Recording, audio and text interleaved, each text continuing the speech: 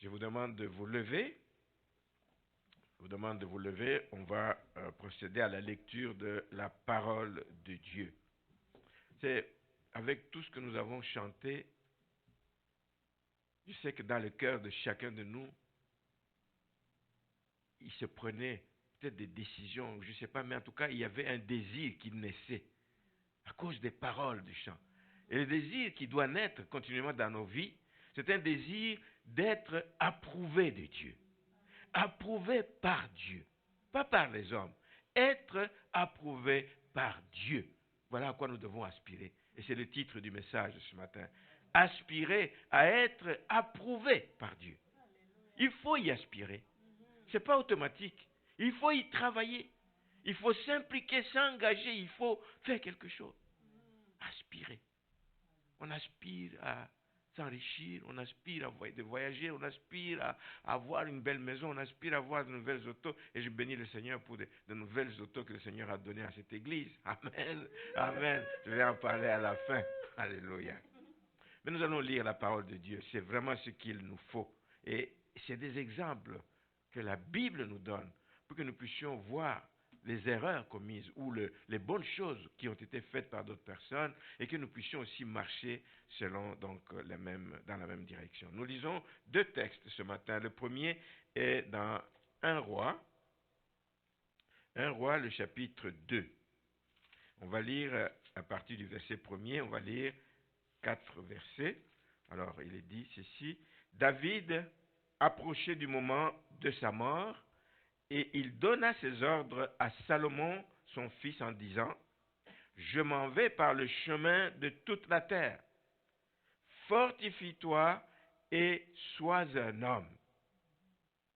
Observe les commandements de l'Éternel ton Dieu, en marchant dans ses voies et en gardant ses lois, ses ordonnances, ses jugements et ses préceptes, selon ce qui est écrit dans la loi de Moïse, afin que tu réussisses dans tout ce que tu feras et partout où tu te tourneras.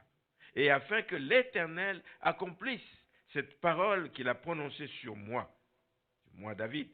Si tes fils prennent garde à leur voie, si tes fils aspirent à être approuvés par Dieu, en marchant avec fidélité devant moi, de tout leur cœur et de toute leur âme, tu ne manqueras jamais d'un successeur sur le trône d'Israël. Amen. Nous lisons un deuxième texte dans le livre des Chroniques, 2 Chroniques, au chapitre 16. Nous allons lire, j'aurais bien voulu lire non c'est long, je vais lire à partir du verset 7. Mais comme je vous encourage toujours à lire les versets qui précèdent et pour savoir dans quel contexte c'est, lisez le chapitre 16 et même les chapitres précédents, c'est très très enrichissant. 2 Chroniques, chapitre 16, le verset 7. Dans ce temps-là, Hanani, le voyant, alla auprès d'Asa, roi de Juda, et lui dit: Parce que tu t'es appuyé sur le roi de Syrie et que tu ne t'es pas appuyé sur l'Éternel ton Dieu, l'armée du roi de Syrie s'est échappée de tes mains. Les Éthiopiens et les Libyens ne formaient-ils pas une grande armée avec des chars et une multitude de cavaliers? Et cependant l'Éternel les livrait entre tes mains parce que tu t'étais appuyé sur lui. Car l'Éternel étend ses regards sur toute la terre pour soutenir, soulignez-le, ceux dont le cœur est tout entier à lui. Tu as agi en insensé dans cette affaire, car dès à présent, tu auras des guerres. Voici la conséquence. Asa fut irrité contre le voyant, et il le fit mettre en prison, parce qu'il était en colère contre lui, parce qu'il lui a dit la vérité. Et dans le même temps, Asa opprima aussi quelques-uns du peuple. Les actions d'Asa, les premières et les dernières, sont écrites dans le livre des rois de Juda et d'Israël. La 39e année de son règne, Asa eut les pieds malades au point d'éprouver de grandes souffrances. Même pendant sa maladie, même à ce moment-là, il ne chercha pas l'Éternel. Mais il consulta les médecins, Asa se coucha avec ses pères et il mourut la 41e année de son règne. 35 ans de vie agréable à Dieu. 35 ans de vie agréable à Dieu, de vie approuvée par Dieu. Mais les 6 dernières années, se détourne de Dieu. Too bad. Amen. Vous pouvez vous asseoir. Et c'est des choses qu'on doit éviter. C'est pour ça qu'on dit, je commence bien, Seigneur, aide-moi à bien finir. Bien commencer et bien finir. Bien commencer, faire de bonnes choses, mais les faire jusqu'à la fin. Particulièrement en ces temps dans lesquels nous sommes, où tout indique que Christ est à la porte. Il vient, pas pour juger le monde, il vient pour prendre son épouse. Alléluia. Il vient, c'est dans les airs, il ne va pas arriver à ce moment-là sur terre. Il vient et nous allons le rejoindre dans les airs pour aller passer du temps là où il nous a préparé une place en sa compagnie. Alléluia. Et je parlais avec un frère ce matin, ou au téléphone, je ne sais plus, il y a quelques jours, en parlant de ce retour de Jésus-Christ. Il vient chercher son épouse. Et c'est son épouse qui va être aux noces de l'agneau.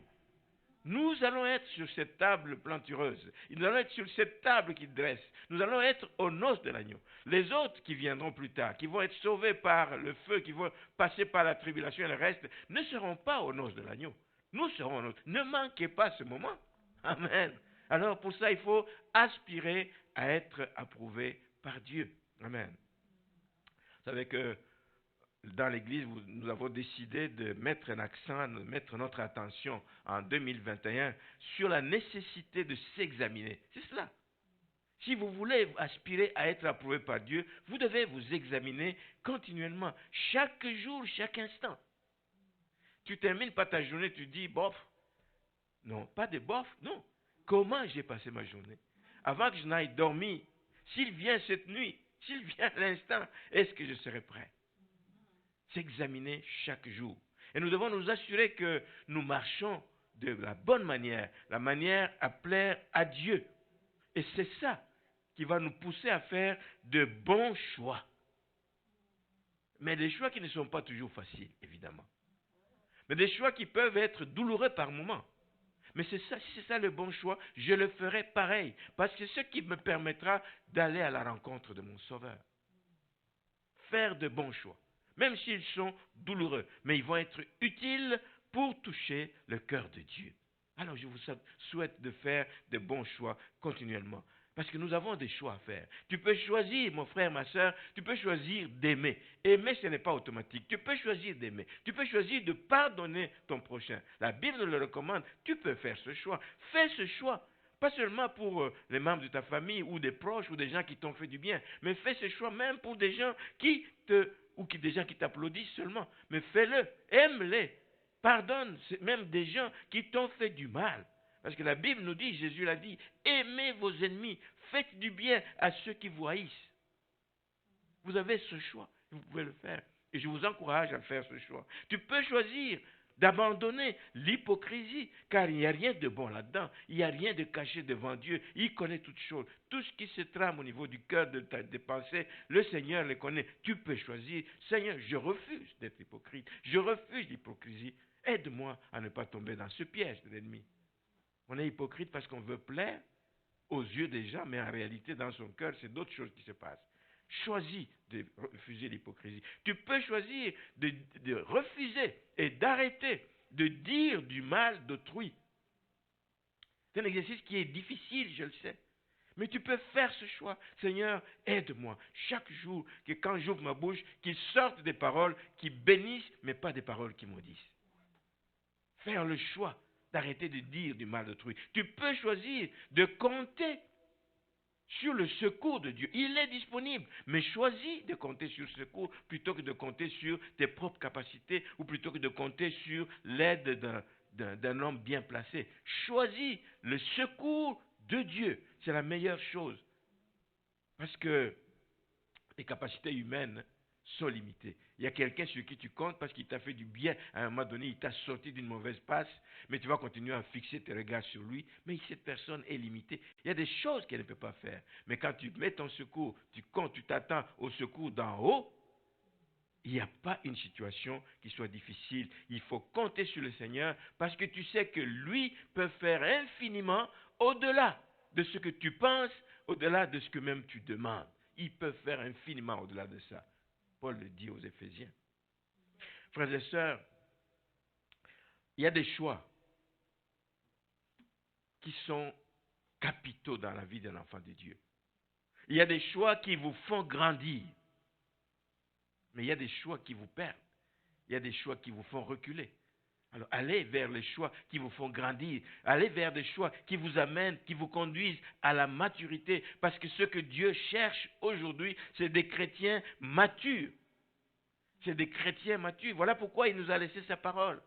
Pour que ce soit une nourriture qui nous nourrisse, que nous grandissions, que nous ne restions pas chétifs, que nous ne restions pas comme des bébés spirituels, qu'on boive à ce lait et qu'on grandisse, qu'on devienne fort et qu'on mange de la nourriture solide qu'il y a dans la parole de Dieu. La parole de Dieu, elle n'est pas là pour nous cajoler, frères et sœurs. On aime la parole de Dieu, mais là-dedans, il y a une épée. C'est une épée à double tranchant. Ça peut faire mal par-ci, par-là. Ça peut enlever des parties qui n'ont pas de place dans ta vie. C'est ça le but de la parole. Elle sort pour nous instruire.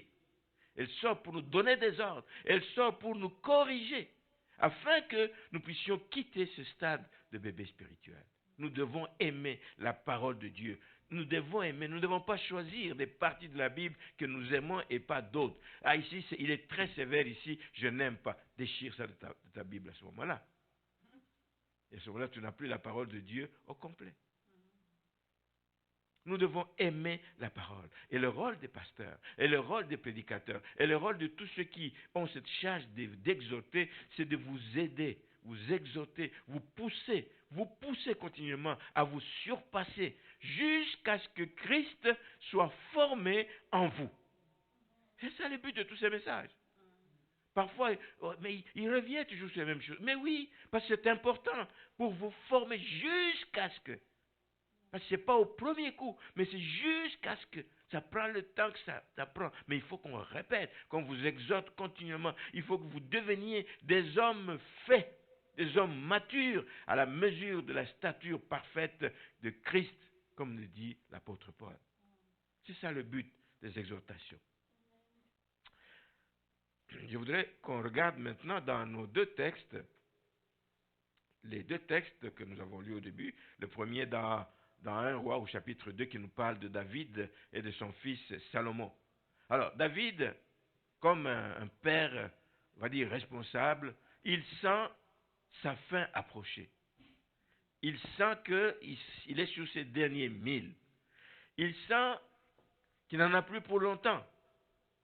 Il dit, est-ce que je vais partir avec tout le bagage que j'ai accumulé, toute l'expérience que j'ai accumulée? Il sent qu'il doit prendre ses responsabilités et il fait venir son fils Salomon et il va lui prodiguer des conseils. Oh, c'est ce que je vous souhaite. Quand vous sentez les forces vous quitter, faites venir vos enfants. Parlez à vos enfants. Dites-leur, tu as vu ma vie, tu sais, je t'ai toujours parlé par où je suis passé. Voici les expériences que j'ai retirées. Voici les leçons que j'ai retirées. Je voudrais que tu tires les mêmes leçons et que tu les mettes à profit pour ta vie. Que tu ne fasses pas les mêmes erreurs que j'ai commises. Non, voici l'expérience. Voici les fruits que j'ai de mon expérience et je veux te montrer le fondement de tout le succès que j'ai eu. Et David a eu du succès. Et il veut parler à son fils. Moi, je vais partir. Toi, tu restes. Mais si tu veux arriver au succès que j'ai eu, voici le truc, voici l'astuce. Alors ne gardez pas pour vous-même, bien-aimés, les secrets d'une vie chrétienne victorieuse. Ne gardez pas ça pour vous. Ni seulement pour vos enfants. Ici, c'est David qui nous parle, qui parle à son fils. Mais partagez-les autour de vous. Partagez vos expériences. Témoignez, frères et sœurs, autour de vous. Témoigner, c'est la chose la plus facile. Plutôt que de dire à quelqu'un, assieds-toi, je vais te lire la Bible, il va dire, oh, arrête-moi, ça c'est un livre qui parle. Tu témoignes de ce que cette parole a fait dans ta vie, ça touche les personnes. Ne gardez pas les expériences que vous avez faites. qu'elles soient bonnes ou mauvaises. Parce que les mauvaises expériences vont apprendre à l'autre aussi de ne pas aller dans cette même direction. Il va vivre les mêmes problèmes. Partager. Et Maman Donna aime le faire. Et ceux qui sont dans les réunions de semaine, souvent, ne manquent pas une occasion. Parce que quand ne fût-ce que quand il a lu, quand tu lis la parole de Dieu et que tu la médites et que tu sens que ça te fait du bien à ton âme. Il y a une expérience que tu vis à ce moment-là, une expérience que tu vas dire et que ça fait du bien. Moi, je suis la première personne sur qui, pas victime, non, je suis le premier bénéficiaire parce que je vis avec elle dans la maison. Quand elle a fait un partage personnel, moi je m'occupe d'autres choses que je suis sorti. Elle dit, assieds-toi là, je vais te parler.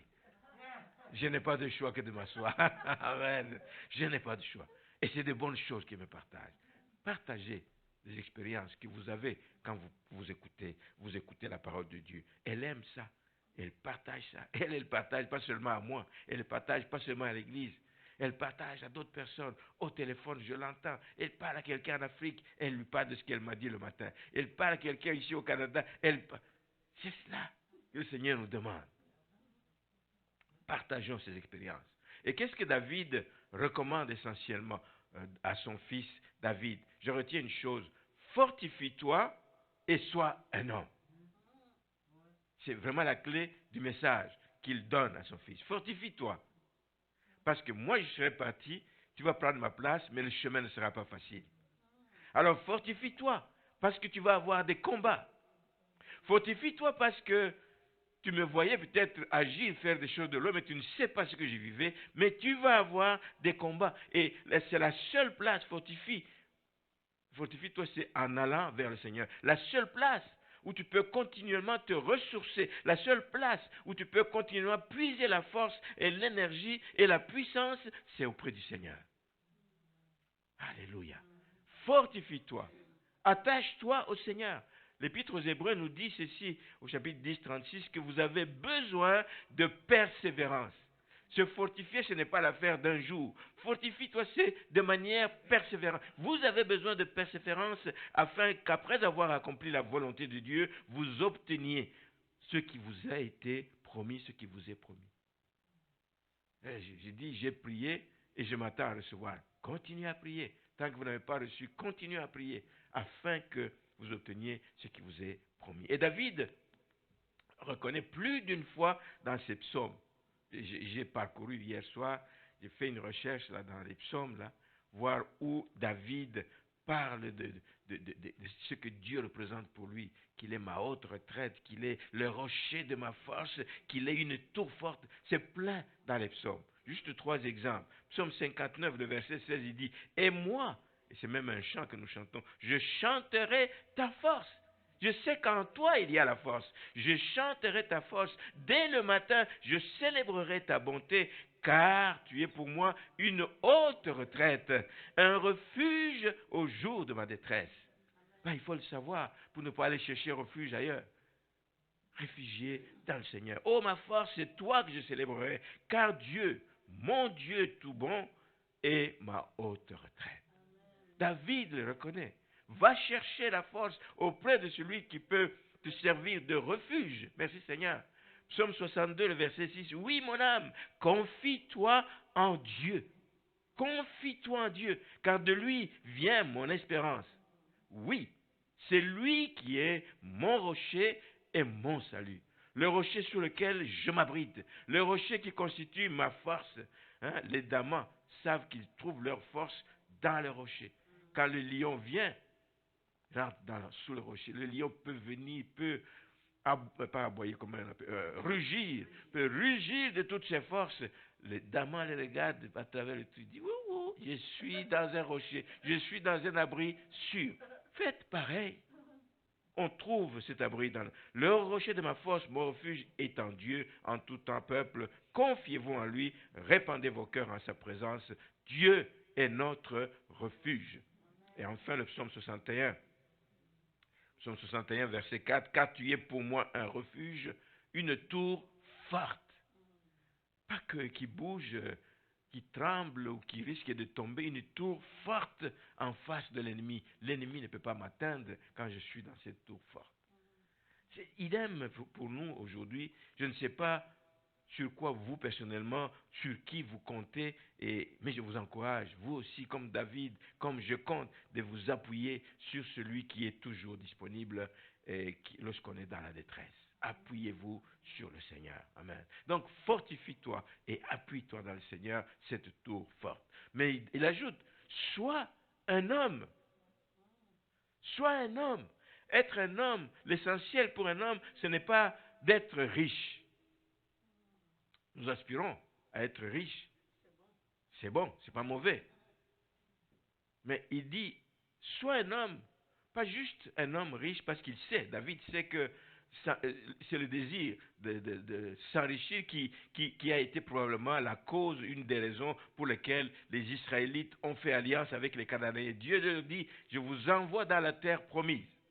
Il dit, tous ces peuples que vous allez trouver là-bas, vous les éliminez, vous ne pouvez pas vivre avec eux. Mais vous savez qu'ils n'ont pas éliminé tous ces peuples. Il y en a à qui ils ont décidé de vivre ensemble en disant, bon ok, restez là, vous allez nous payer les tribus. Peut-être c'est le goût de s'enrichir, d'avoir ce tribut. Travailler moins, puis les autres travaillent pour nous.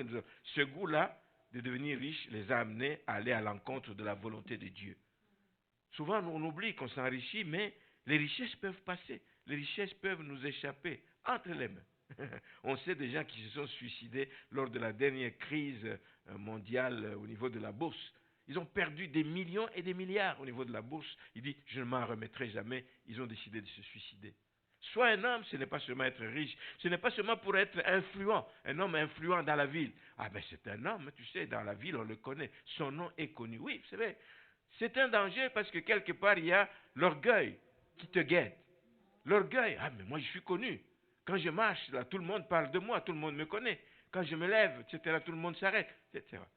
Ça peut être une cause de succès, d'orgueil qui te guette, et vous savez que l'orgueil précède la chute.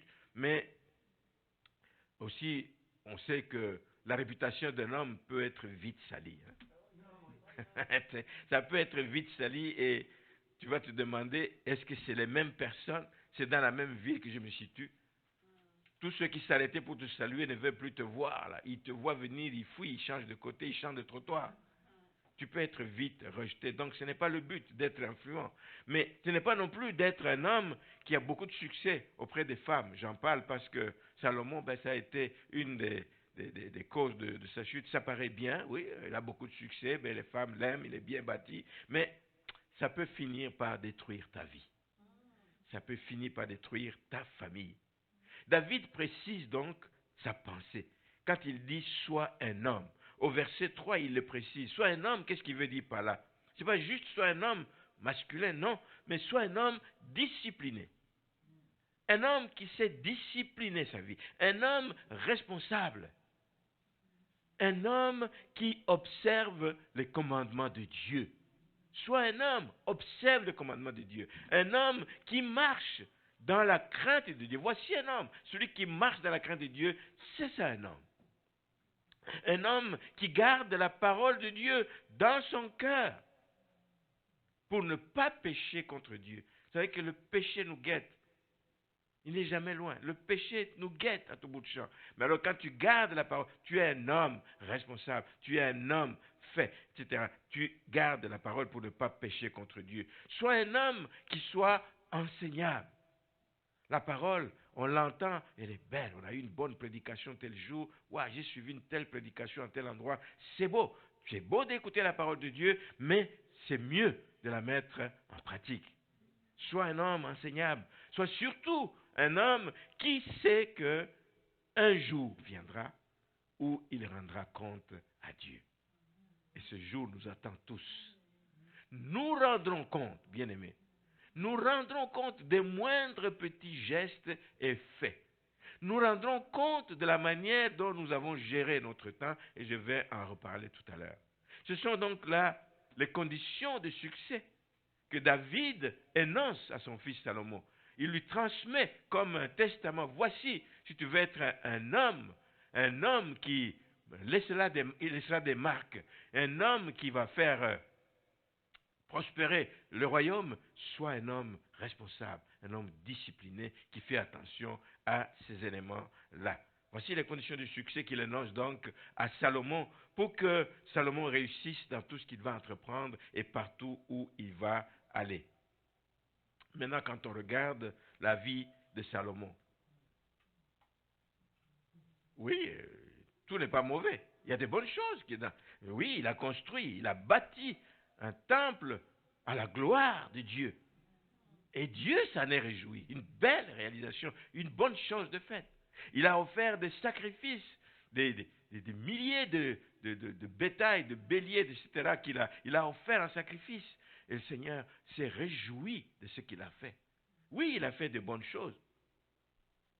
On sait aussi qu'il était connu pour sa richesse, mais aussi et surtout pour sa sagesse, mais exceptionnelle.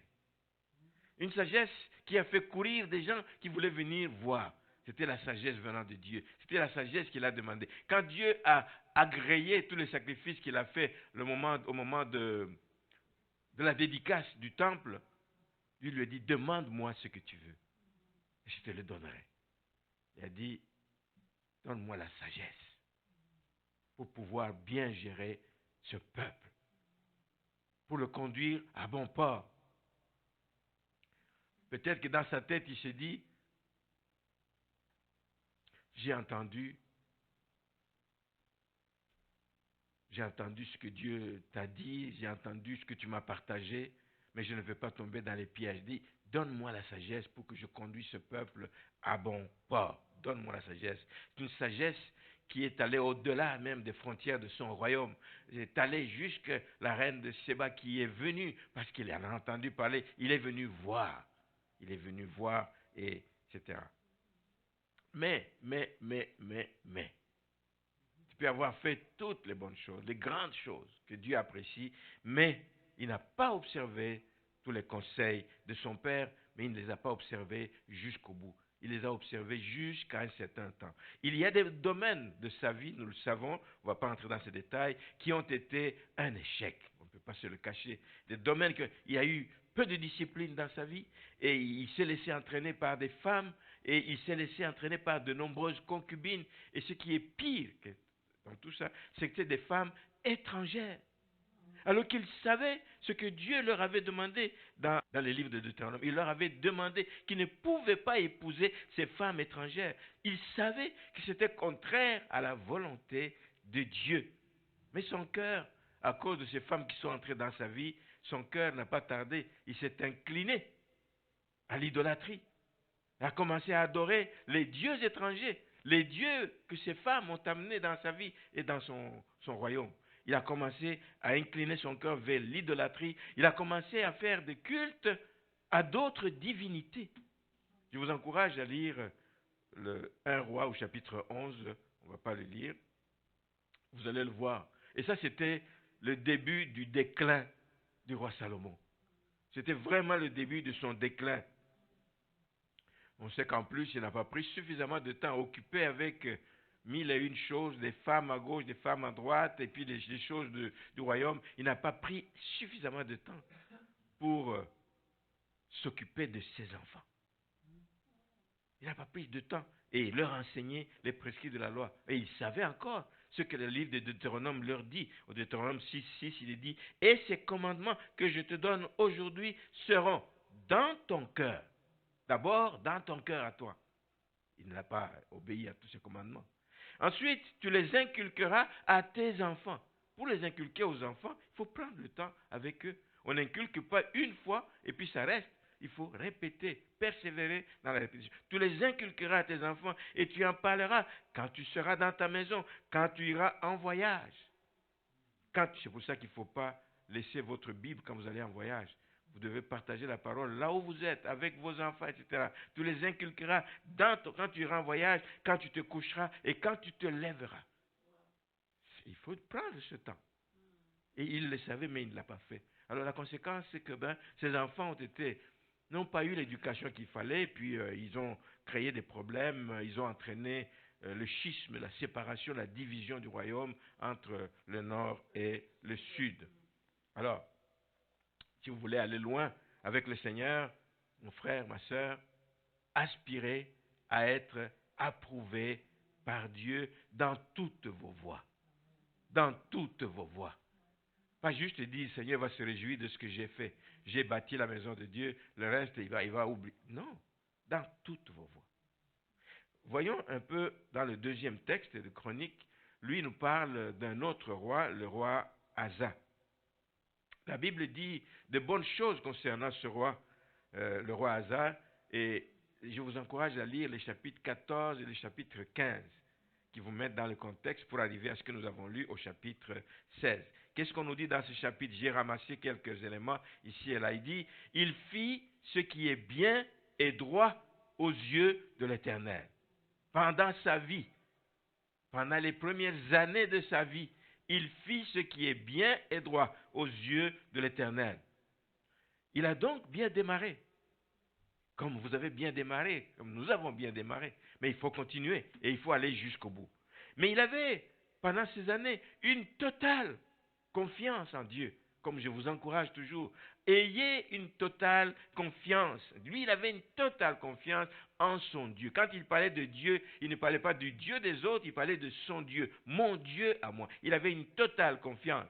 Si bien que quand il a été menacé par, il y a deux armées puissantes, on l'a lu, les Éthiopiens et les Libyens qui sont venus attaquer, à un moment donné, il invoqua son Dieu. Parce qu'il le connaissait, parce qu'il avait confiance en lui, parce qu'il savait qu'il était tout puissant. Il invoqua son Dieu parce qu'il le considérait. Il lui-même le dit au chapitre 14, verset 10, comme étant celui qui peut venir en aide aux faibles et aux forts.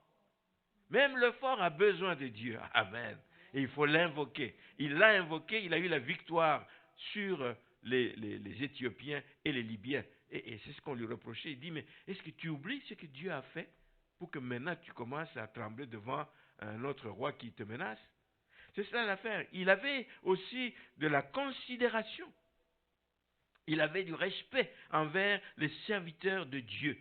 Serviteurs de Dieu que Dieu a mis à ses côtés. Il était soumis à ce qu'il disait. Il était soumis et il écoutait le prophète Azaria, dont nous avons parlé au chapitre 15 plutôt. On en parle au chapitre 15. Il était soumis, il écoutait le prophète Azaria que Dieu avait mis à ses côtés. À un moment donné, au chapitre 15, verset 2, 2 Chroniques 15, verset 2, Azaria est allé le voir. Il est allé voir le roi Asa, il lui a dit ceci. Écoutez-moi, Asa, et tout Juda et Benjamin. Il dit, l'Éternel est avec vous quand vous êtes avec lui. Il y a des gens qui disent, l'Éternel est avec vous. Mais c'est quand vous êtes avec lui. Amen. L'Éternel est avec vous quand vous êtes avec lui. Si vous le cherchez, vous le trouverez. Mais si vous l'abandonnez, il vous abandonnera.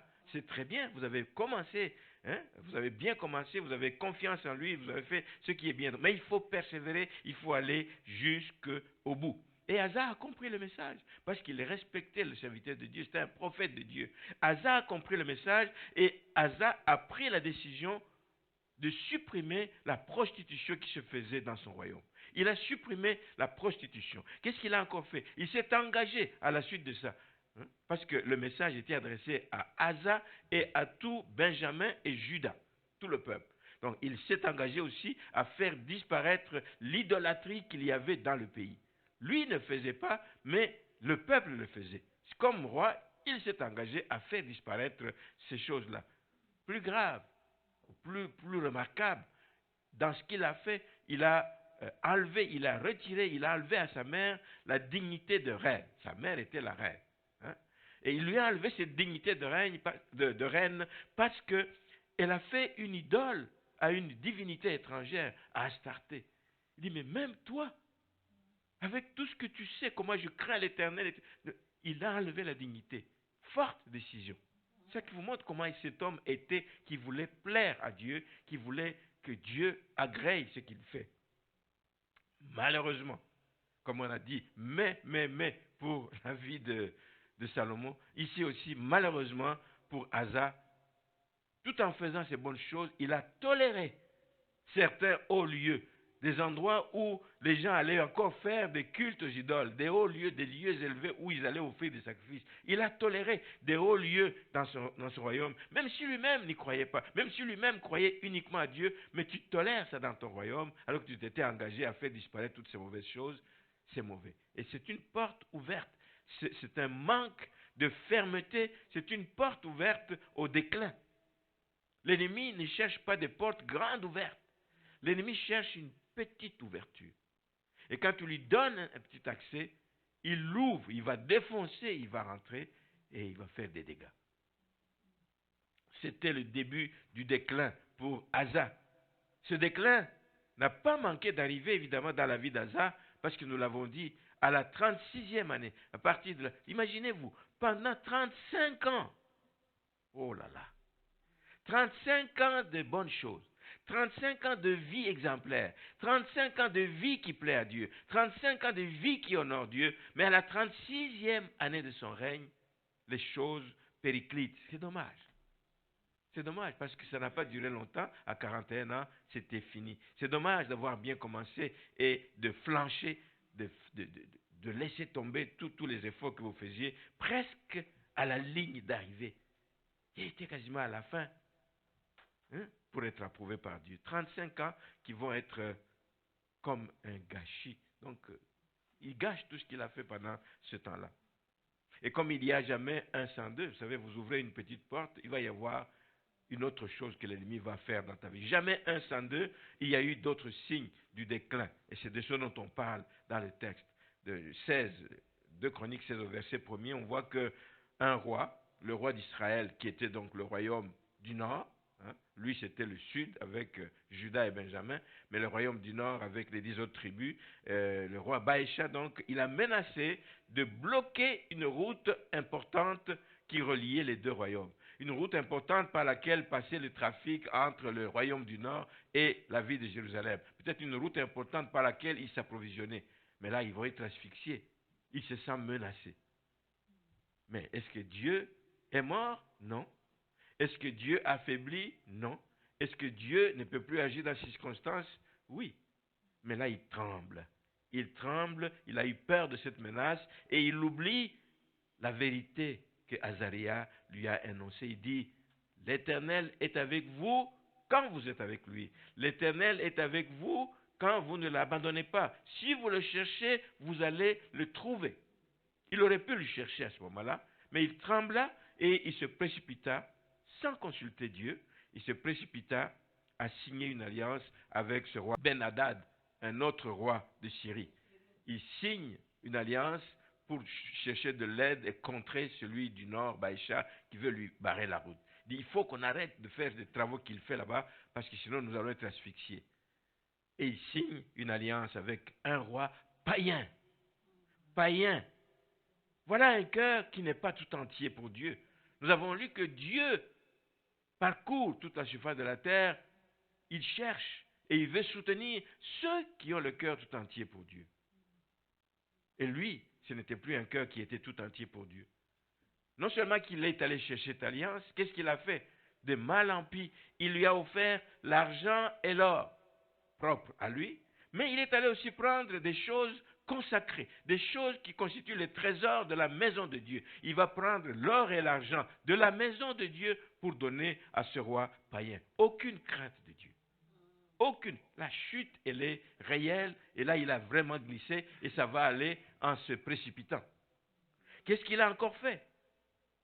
Un autre homme de Dieu, Azarias lui avait déjà parlé, un autre homme de Dieu, Anani, vient à sa rencontre. Dieu aimait cet homme, Dieu aimait ce roi Asa, Dieu voulait qu'il change, Dieu voulait que un autre homme de Dieu vient lui apporter des avertissements.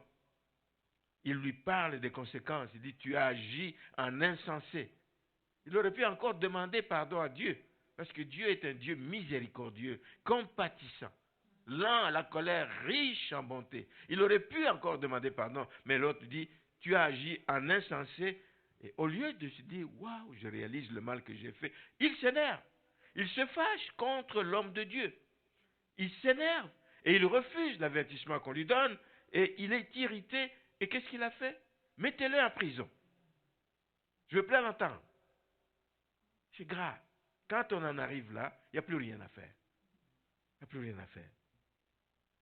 Cet homme n'a rien fait. Cet homme ne l'a pas injurié. Cet homme n'a fait que sa job, son travail de messager, de sentinelle. Et veille, il voit des choses, Dieu lui dit, va dire à mon serviteur Asa que là il est en train de chuter. Il a agi en insensé. Il aurait peut-être pu demander pardon. Aujourd'hui, les pasteurs ne sont peut-être pas mis en prison, mais ils sont parfois relégués loin aussi. Quand un pasteur vient conseiller quelqu'un qui est en train de chuter, quelqu'un qui est en train de s'égarer, quelqu'un qui est en train de se noyer, quelqu'un qui est en train de perdre la vitesse, quelqu'un qui est en train de tomber très bas, le pasteur vient, on ne le mettra pas en prison quand il va vers un rétrograde, mais parfois on vous met en quarantaine. Bloqué. Je ne veux plus vous prendre ses appels. Son numéro, je le bloque. Il ne peut plus m'appeler, il ne peut plus me joindre. Mise en quarantaine pour avoir fait le travail de sentinelle. C'est ce qui arrive. Et ça arrive souvent chez les rétrogrades. Je ne vais plus avoir de contact avec lui. Qu'est-ce qu'il a cherché dans ma vie? Il y a des gens qui vont vous dire, le premier contact que tu as avec la personne. Il dit, mais c'est quoi? Est-ce qu'il y a un problème? Vous voulez me voir? Est-ce qu'il y a un problème? Avant ça, quand le pasteur voulait te voir, ah oui, tu es le bienvenu. Mais quand la personne commence à tomber, commence à chuter, est-ce qu'il y a un problème? Je vais réfléchir. Je vous rappellerai et puis il ne vous rappelle plus. C'est ce qui arrive. Ce sont des signes de déclin dans la vie d'un enfant de Dieu. Et c'est dangereux. Il est temps de se ressaisir à ce moment-là. Je voudrais parler d'un dernier signe, parce que le temps avance. Un dernier signe du déclin du roi Asa, c'est au verset 12. La Bible n'écrit pas pour écrire des choses. On nous dit qu'il est tombé malade à la 39e année. Presque arrivé au bout, il tombe malade des pieds, puis il a eu de grandes souffrances. Il a éprouvé vraiment de grandes souffrances. Mais moi je me dis, c'était encore une occasion pour lui de réfléchir. De se demander, mais il y a peut-être des choses qui se précipitent dans ma vie. Est-ce que ce que j'ai fait ne serait pas la cause, mon manque d'obéissance, la manière dont je traite l'homme de Dieu, est-ce que ce ne serait pas la cause, le fait que je n'ai pas d'abord recouru à Dieu, est-ce que ce ne serait pas la cause, la source de cette maladie? Ce sont des questions qu'on peut se poser. Il aurait pu le faire. Mais au lieu de cela, au lieu de recourir d'abord à Dieu, il tombe malade, il aurait pu encore demander, pardonne-moi Seigneur et délivre-moi de cette maladie, je souffre de manière atroce. Non, lui il dit non, je vais consulter les médecins. Mais ils oublient que c'est Dieu qui a créé les médecins. Amen. Et les médecins, qu'est-ce qu'ils font dans la vie des hommes? Les médecins soignent. Mais qui guérit? C'est Dieu qui guérit. Amen. Les médecins soignent. Ils apprennent des techniques pour soigner. Mais celui qui guérit, on ne doit pas l'oublier, c'est Dieu qui nous guérit. Donc nous avons intérêt à crier à lui et Asa ne l'a pas fait.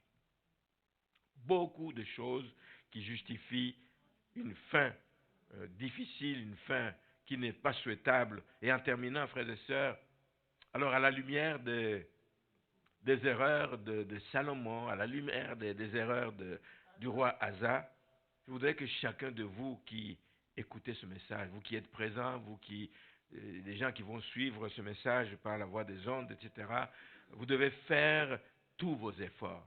Aspirer à quelque chose, c'est faire des efforts.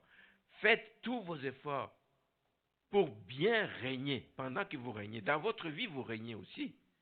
Vous régnez dans votre vie, vous régnez sur un certain nombre de choses. Eux, ils régnaient sur des royaumes, mais vous, vous régnez sur votre vie. Vous régnez sur tout ce qui est sous votre responsabilité. Régnez bien sur votre âme. Régnez bien sur votre âme. Nous l'avons dit en début de culte, vous devez commander à votre âme de faire certaines choses, d'obéir à Dieu, de se soumettre à Dieu. Vous devez commander à votre âme de louer, de célébrer, de bénir le nom de notre Seigneur. Commandez, régnez sur votre âme. Régnez aussi sur votre corps. Le corps vous pousse à faire des choses qui ne sont peut-être pas bonnes. Régnez sur votre corps et disciplinez votre corps. Efforcez-vous de le purifier de toute souillure. La Bible nous dit dans Romains 12 qu'il faut offrir ce corps comme un sacrifice agréable, saint et agréable à Dieu, comme un sacrifice vivant, mais qui soit agréable à Dieu. Régnez sur votre corps. Vous avez le temps devant vous. Le temps n'est pas infini. Le temps doit être géré. Dans une journée, vous avez 24 heures. Vous devez apprendre à gérer et bien gérer votre temps. Savoir que dans les heures que Dieu vous donne, dans une journée, il faut qu'il y ait un temps que vous consacriez à Dieu dans la journée. Pour l'intimité avec lui, pour l'écouter vous parler, il faut que vous ayez un temps pour chercher sa face. Vous devez régner sur votre cœur. Parce que dans votre cœur, il y a des choses que vous pouvez entretenir dans votre cœur qui ne sont peut-être pas bonnes. Parce que la Bible dit, votre cœur, c'est de lui que viennent les sources de la vie. Veille sur ton cœur plus que toute autre chose. Si tu peux veiller sur ton cœur, c'est que tu peux régner sur ton cœur. Tu dis à ton cœur ce qu'il doit faire, ce qu'il ne doit pas faire, ce qu'il doit garder, ce qu'il ne doit pas garder. Ne gardez pas rancune, non, pas dans mon cœur. Je veux libérer les gens. Je ne veux pas garder prisonniers des gens dans mon cœur. Veillez sur votre cœur. Et Jérémie, dans ses lamentations, le dit. Il a choisi de repasser dans son cœur, pas n'importe quoi, mais des choses qui vont lui donner de l'espérance. Régnez sur votre cœur. Régnez sur tas de choses, on peut dire à l'infini, sur votre volonté. Il faut que votre volonté vous amène à faire des choses qui sont conformes à ce que Dieu attend de vous. Régnez sur votre famille. Il y a des gens qui ne l'ont pas fait. Ils récoltent des problèmes, Il faut que votre famille arrive à honorer Dieu. Régnez sur votre famille. Régnez sur vos finances. Régnez sur qu'elles contribuent à l'avancement du royaume. Régnez sur tout ce que Dieu vous donne. Parce que vous en êtes responsable et vous rendrez compte un jour. Et voilà pourquoi je dis, si vous voulez bien régner, vous devez vous examiner continuellement pour vous assurer que vous respectez les engagements que vous avez pris en tant que disciple de Jésus. Jésus dit, si vous voulez être mon disciple, portez votre croix et venez et suivez-moi. Est-ce que nous portons notre croix? Ou on la trouve lourde à porter, comme cette histoire-là. Quelqu'un la coupe parce qu'elle est lourde, il la coupe, mais pourtant c'est cette croix qui devait lui servir de pont pour traverser, etc. Il y a une image comme ça que vous connaissez certainement. Hein? Est-ce que vous respectez vos engagements? Est-ce que vous n'êtes pas veillé pour voir si vous n'êtes pas sur une pente glissante, si vous n'êtes pas en train de vous éloigner de Dieu? Et surtout, veillez pour savoir si vous ferez partie de ceux qui seront approuvés par Dieu. Ceux à qui le Seigneur dira à la fin de notre course ici-bas, ou au moment où il viendra nous chercher, où il dira, venez, venez, vous qui êtes bénis de mon Père, prenez possession du royaume qui vous a été préparé dès la fondation du monde. Il y a des choses qui nous attendent. Alors, aspirons à plaire à Dieu, aspirons à être approuvés de Dieu pour que nous puissions régner pour l'éternité avec lui. Amen, amen. Frères et sœurs, c'est possible d'être approuvé par Dieu, mais il faut persévérer jusqu'à la fin. Jusqu'à la fin, et ça ne vient pas tout seul. Amen. Seigneur nous aide. Alléluia.